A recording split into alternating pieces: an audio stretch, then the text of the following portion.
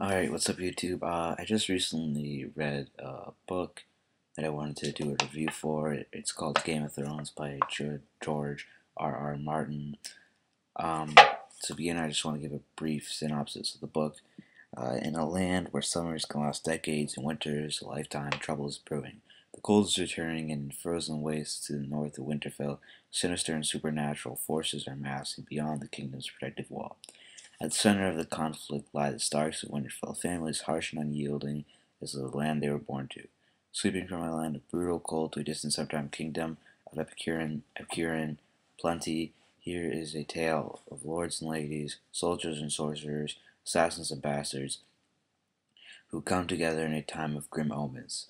Amid plots and counterplots, tragedy and betrayal, victory and terror, the fate of the Starks, their allies, and their enemies hangs perilously in the balance, as each endeavors to win the deadliest of conflicts, the Game of Thrones. Alright, so to begin, I want to say that I had really high hopes for this book, and for the most part delivered. What makes the Game of Thrones so interesting is really the characters and the character depth. It isn't really just good versus evil. The characters are all pretty much flawed, and that creates a much more complicated and interesting story. One problem I found with this book was the formatting of it. And if you haven't read the book, basically each chapter is about 10 to 15 pages. And they're each named after a specific character. So one chapter will be called Arya, one will be called Jon, one will be called Caitlyn. And the problem I found with this was it felt like I would read a chapter or a character like Jon Snow, who I really liked and identified with, found a great deal of relatability.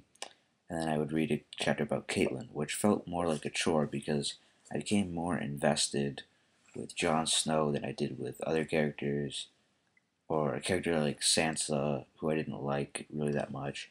So it felt like I would be put on pretty much cold turkey when I wasn't really reading about characters who I care that much about.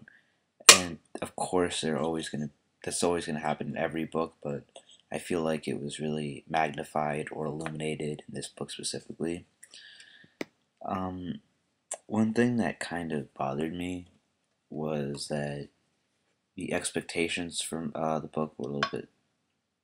Um, I don't want to say it was a letdown, but I have been told that George R. R. Martin is been identified as America's Tolkien, and really there are no similarities in The Lord of the Rings and A Game of Thrones or A Song of Fire and Ice, the entire series, except for the fact that they're both epic fantasy. Tolkien really focuses more on the story, and he creates like this masterful world, whereas Martin really focuses on his characters and sort of a more real and gritty story.